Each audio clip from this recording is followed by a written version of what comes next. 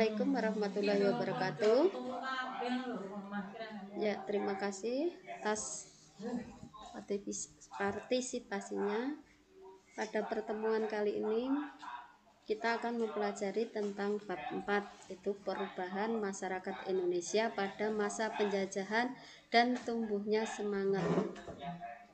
Adapun di sini dalam mengikuti pelajaran jangan lupa kita memperhatikan protokol kesehatan 5M, yaitu jangan lupa memakai masker, kita harus bisa menjaga jarak, mencuci tangan dengan sabun, menghindari kerumunan, mengurangi mobilitas atau mengurangi pergerakan dari satu tempat ke tempat yang lain.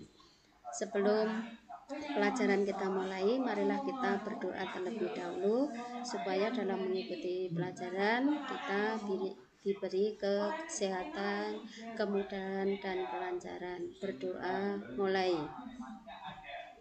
Doa selesai. Nah, terima kasih. Dalam bab 4 ini kita akan mempelajari tentang KD, yaitu menganalisis kronologi perubahan dan kesinambungan ruang geografis, politik, ekonomi, pendidikan, sosial, budaya dari masa penjajahan sampai tumbuhnya semangat kebangsaan.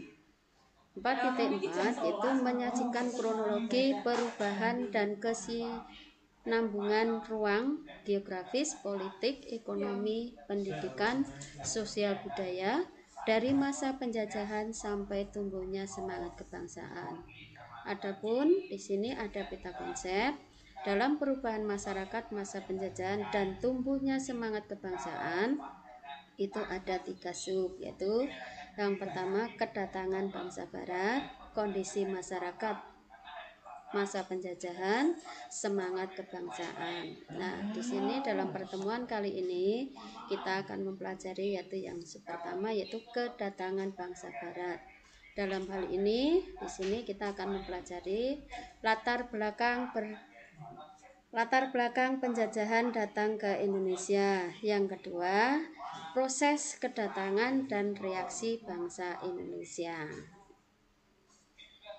Sebelumnya kita harus tahu dalam pembelajaran, tujuan pembelajaran di sini adalah setelah kalian mempelajari uraian materi ini, kalian diharapkan mampu 1. Menjelaskan latar belakang, proses, dan reaksi bangsa Indonesia terhadap kedatangan bangsa-bangsa barat ke Indonesia. Yang kedua, mendeskripsikan kondisi bangsa Indonesia akibat monopoli dan adu domba penjajah pada masa pemerintahan kolonial.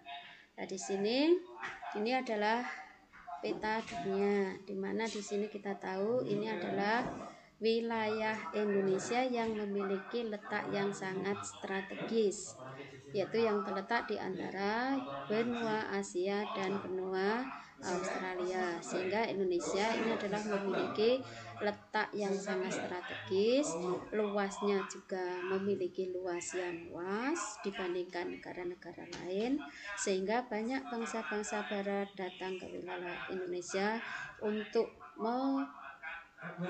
memiliki atau untuk mendapatkan rempah-rempah di Indonesia pada zaman itu.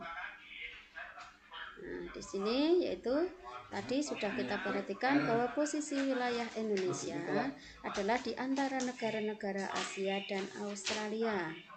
Nah, bila dibandingkan negara kita NKRI dengan negara-negara tetangga, Indonesia adalah merupakan negara yang sangat besar, sehingga wilayah Indonesia memiliki luas yang sangat luas, memiliki kekayaan yang melimpah, dan kaya akan berbagai budaya. Maka kondisi inilah yang menjadi daya tarik bangsa-bangsa lain datang ke Indonesia. Penjajahan menyebabkan penderitaan bangsa Indonesia, sehingga rakyat di berbagai daerah berusaha mengusir penjajahan dari bumi pertiwi. tetapi seringkali gagal. Bangsa Indonesia sadar bahwa perlawanan di berbagai daerah gagal mengusir penjajah karena kurangnya persatuan dan kesatuan. Pada abad ke-20, bangsa Indonesia menemukan strategi baru perjuangan kemerdekaan, yaitu melalui organisasi pergerakan nasional. Dalam pergerakan nasional merupakan perjuangan mencapai kemerdekaan dengan organisasi modern dan melalui berbagai cara.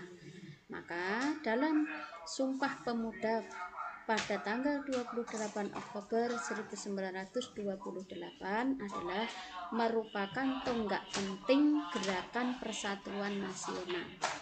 Semangat persatuan dan tekad bangsa Indonesia untuk merdeka, maka dikabulkanlah Tuhan Yang Maha Esa, sehingga pada tanggal 17 Agustus 1945 bangsa Indonesia memproklamasikan bangsanya sendiri dengan tangannya sendiri tanpa ada bantuan dari bangsa lain, karena adanya semangat perjuangan yang sangat besar. Menginjak yang pertama, yaitu kedatangan bangsa-bangsa barat ke Indonesia.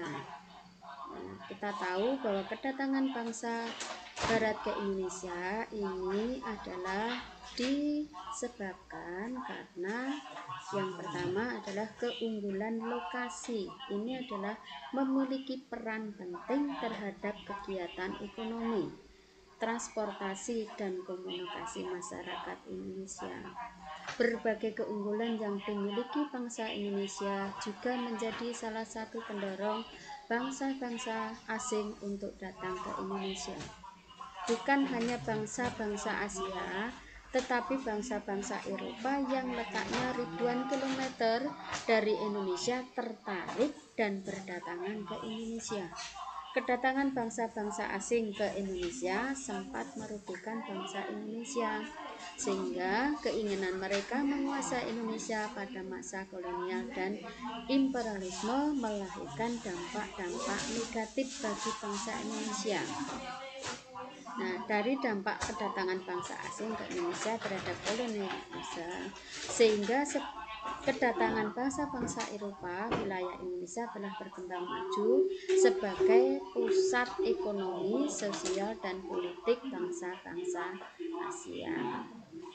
Mari kita lanjutkan, yaitu yang pertama yaitu latar belakang kedatangan bangsa Indonesia. Dari latar belakang ini ada hal yang perlu kita bicarakan, yaitu mengapa bangsa-bangsa barat tertarik dengan kekayaan Indonesia. Yang kedua, latar belakangnya adalah kekayaan apa saja yang mendorong kedatangan bangsa-bangsa barat ke Indonesia. Mari kita bahas bersama-sama. Itu latar belakang kedatangan bangsa barat, yaitu yang pertama, mengapa mereka tertarik pada bangsa Indonesia, yaitu karena adanya daya tarik Indonesia bagi bangsa barat. Daya tariknya adalah bahwa bangsa barat ini adalah membutuhkan rempah-rempah, sementara persediaan di Eropa sangat terbatas. Yang kedua, rempah-rempah bagi bangsa-bangsa Eropa dapat digunakan untuk mengawetkan makanan, bumbu masakan, dan obat-obatan. Daya tarik lagi adalah negara-negara tropis seperti Indonesia kaya akan rempah-rempah, sehingga bangsa barat berusaha untuk memperolehnya. Nah, ini bahwa bangsa Indonesia adalah memiliki bahan rempah-rempah yang sangat banyak, sehingga bangsa barat ini memiliki daya tarik untuk menguasai. Misalnya rempah-rempah ini adalah apa? Cengkeh, ini apa? Kemiri, ada lada, ada laos, ada jahe.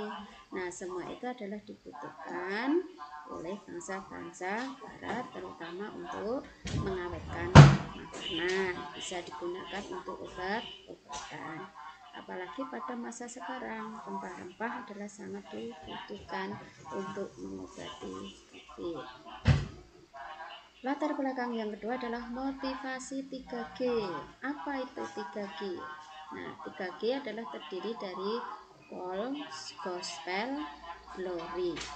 Nah, ketiga 3G ini gospel, gold, dan glory adalah merupakan motivasi bangsa-bangsa barat melakukan penjelajahan samudra. Maka terkenal dengan sebutan 3G karena memang semboyan tersebut berawalan dengan huruf G, yaitu gold, glory, dan gospel. Ada yang tahu arti dari gold, gospel, dan glory? Nah, gold itu artinya adalah emas yang identik dengan kekayaan. Semboyan ini adalah menggambarkan bahwa tujuan bangsa barat ke Indonesia adalah untuk mencari kekayaan. Itulah yang membuat mereka melakukan ekspedisi dan penjajahan. 3G yang kedua adalah apa, anak-anak? Itu yang kedua adalah glory dulu. Glory adalah bermakna kejayaan bangsa. Yang ketiga adalah gospel. Gospel adalah keinginan bangsa barat untuk menyebarluaskan atau mengajarkan agama Nasrani, khususnya agama Kristen, ke bangsa-bangsa di Asia, Afrika, dan Amerika Serikat. Latar belakang yang ketiga adalah jatuhnya Konstantinopel pada tahun 1453 ke Turki Utsmani.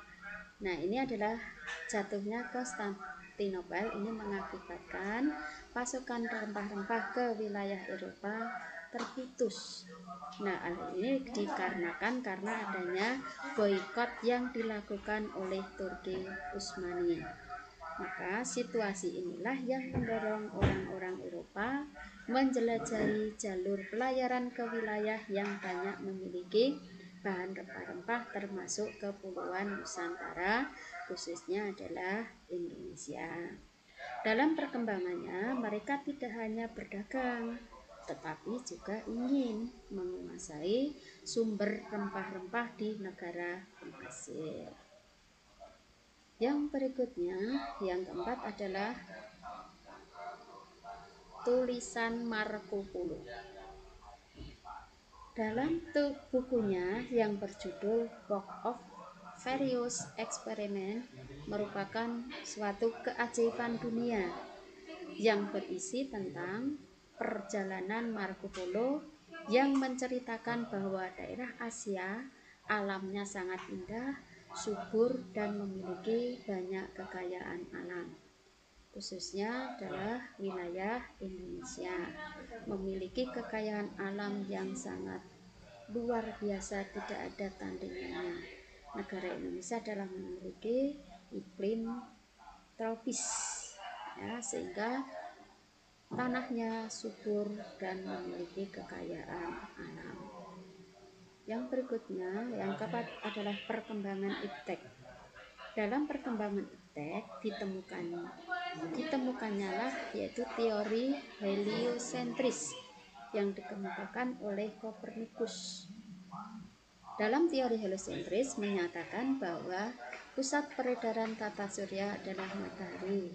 Ditemukannya kompas, ditemukanlah mesio atau bom, persenjataan, serta dikembangkan teknik pembuatan kapal. Teori ini juga mengatakan bahwa bumi itu adalah bulat. Coba, dalam teori heliosentris ini bumi itu adalah bulat. Ada yang bisa membuktikan bahwa bumi itu bulat? Ya, bumi itu bulat itu dibuktikan dengan adanya yaitu sebuah kapal yang mau mendarat ke daratan. Dari jauh kapal yang mau mendarat, yang kelihatan pertama kali apanya? Yang pertama kali adalah ujung, ya, ujung layarnya. Semakin mendekat yang kelihatan adalah layarnya. Semakin mendekat yang kelihatan badan kapal semua. Nah, inilah yang membuktikan bahwa bumi itu bulat yang dinyatakan oleh Kopernikus dalam teori heliosentris. Nah, teori yang menyatakan bahwa bumi itu bulat itu masih banyak dibuktikan lagi. Itu apabila kita melakukan perjalanan dari satu titik, pasti kita akan kembali ke titik itu juga, ya. Nah, untuk membuktikan bahwa bumi itu bulat bisa kamu buktikan dengan mencari di buku-buku yang ada di perpustakaan atau bisa kamu cari di Google. Nah, itu yang menyatakan dari teori heliosentris yang dinyatakan oleh Kopernikus. Berikutnya adalah latar belakang adalah adanya revolusi industri. Revolusi industri adalah merupakan pergantian atau perubahan secara menyeluruh dalam memproduksi barang. Dari sebelumnya menggunakan tenaga manusia dan hewan menjadi tenaga mesin. Penggunaan mesin dalam industri menjadikan produksi lebih efisien. Juga ongkos produksi dapat ditekan, serta barang dapat diproduksi dalam jumlah yang besar dan cepat. Berkembangnya revolusi industri menyebabkan bangsa-bangsa barat memerlukan bahan baku yang lebih banyak. Mereka juga memerlukan daerah pemasaran untuk menjual hasil-hasil industrinya. Nah, ini ada contoh, yaitu dalam hal transportasi. Yaitu ini ada dua buah kapal. Ini adalah kapal yang menggunakan layar biasa. Ini adalah kapal yang sudah menggunakan mesin. Dari transport ini terjadilah revolusi. Kalau yang ini adalah waktunya sangat lama, ya. Kalau yang menggunakan mesin ini menggunakan waktu yang pendek, maka terjadilah revolusi industri dalam hal transportasi. Salah satu pengaruh revolusi industri yang sangat terasa adalah ini, yaitu dalam kegiatan transportasi. Tadi sudah dikatakan dalam penemuan mesin uap yang dapat dijadikan mesin penggerak perahu merupakan teknologi baru yang pada masa tersebut. Perahu dengan mesin uap merupakan penemuan yang sangat penting yang mendorong penjajahan bangsa-bangsa barat. Penggunaan mesin-mesin uap dapat memperpendek waktu. Nah, kayak ini maka di sini waktunya sangat pendek, ya. Selain penemuan mesin uap, revolusi industri didukung dari berbagai penemuan seperti kompas. Nah, kompas kita bisa mengetahui arah mata angin. Terus mesin pemintal dan sebagainya itu merupakan penemuan-penemuan baru yang terjadi pada revolusi industri. Penemuan tersebut adalah memicu bangsa-bangsa barat untuk melakukan berbagai petualangan. Revolusi industri semakin berkembang sejak ditemukannya mesin uap yang ditemukan oleh James Watt, yaitu pada tahun 1796. Oleh karena itu, James Watt mendapat gelar sebagai Bapak Revolusi Industri karena sudah menemukan mesin uap. Perlu kita ketahui, kekayaan alam Indonesia adalah berupa rempah-rempah. Rempah-rempah adalah menjadi salah satu pendorong kebangsaan bangsa-bangsa barat di Indonesia. Mereka menjadi kaya raya karena memperdagangkan hasil bumi Indonesia dengan harga yang tinggi. Sampai saat ini, semua hasil bumi tersebut masih tumbuh subur di Indonesia. Bangsa Indonesia harus selalu memperhatikan bidang pertanian dan perkebunan sehingga tetap menjadi penghasil utama rempah-rempah dunia. Ya, kita harus bisa mensyukuri kekayaan alam Indonesia sebagai negara NKRI. Ya, kita harus bisa menjaga negara kita supaya tidak dimiliki oleh bangsa lain. Kita sebagai generasi penerus harus bisa menjaga itu.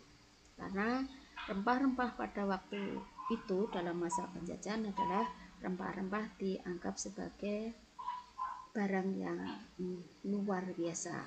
bahkan dikatakan melebihi harga emas. Maka banyak sekali rempah-rempah diincar oleh bangsa-bangsa barat untuk ke Indonesia untuk mendapatkannya. Nah, dari sini yang pertama sudah jelas ya.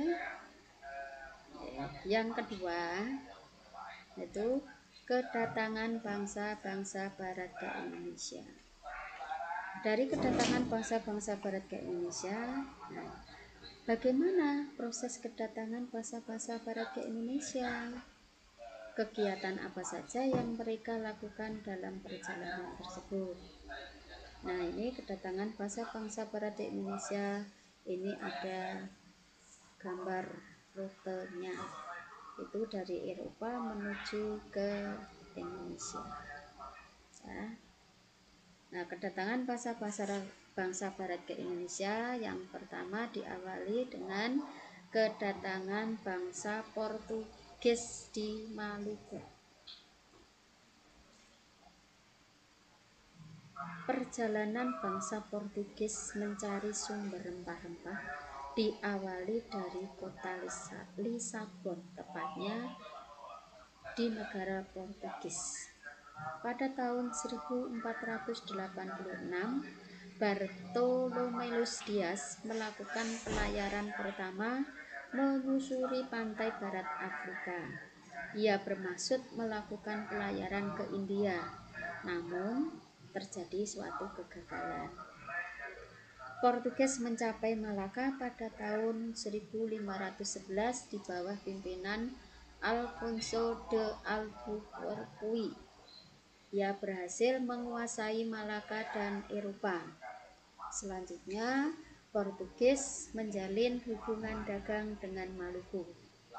Pada tahun 1512, bangsa Portugis telah berhasil sampai di Maluku di bawah pimpinan Antonio de Abreu dan Francisco Serrao.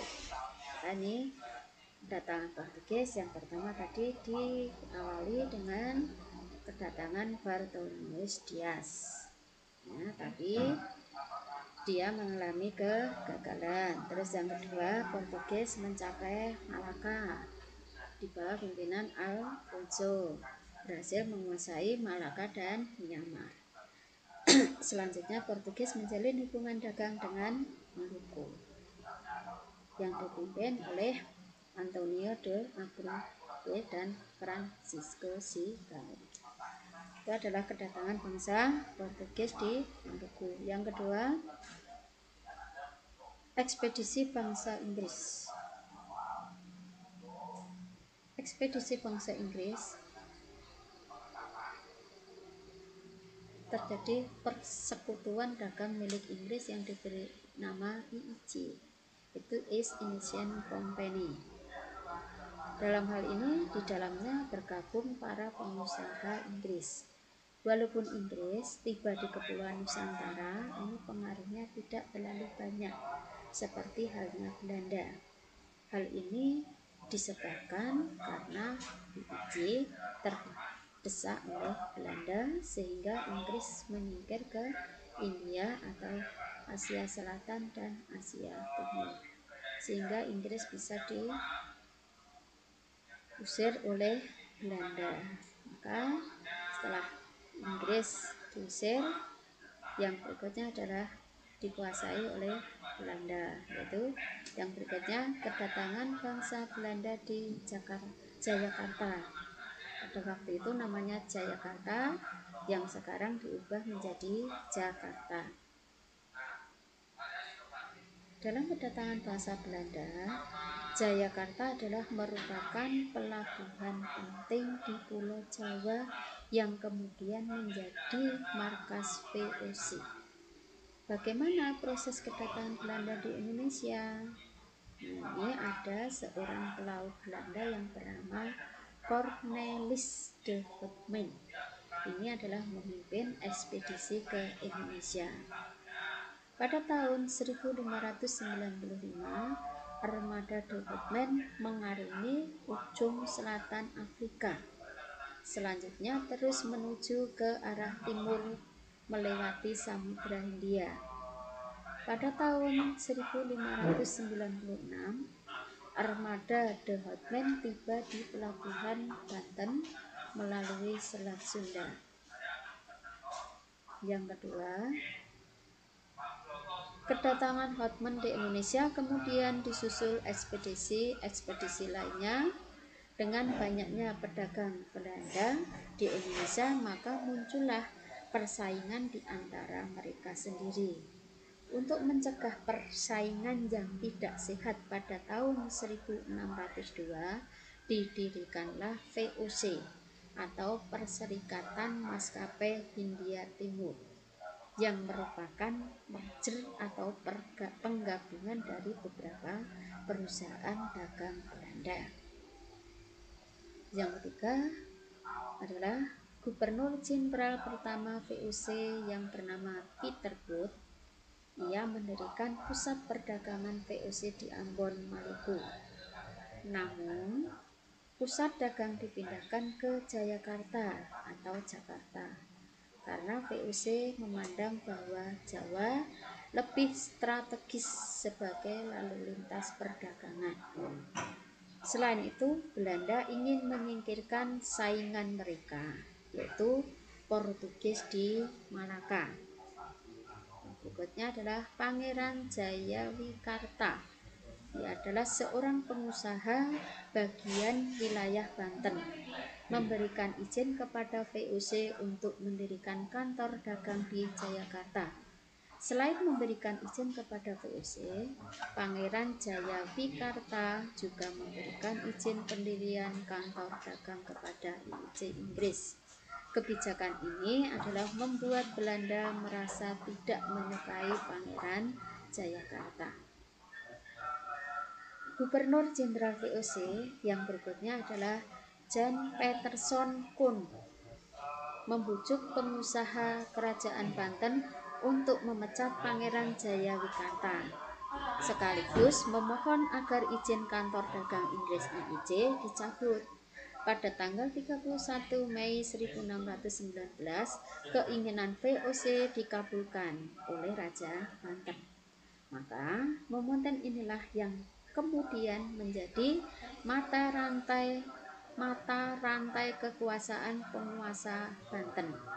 Jayakarta oleh VOC diubah namanya menjadi Batavia. VOC mendirikan benteng sebagai tempat pertahanan, pusat kantor dagang dan pemerintahan. Pengaruh ekonomi VOC semakin kuat dengan dimilikinya hak monopoli perdagangan.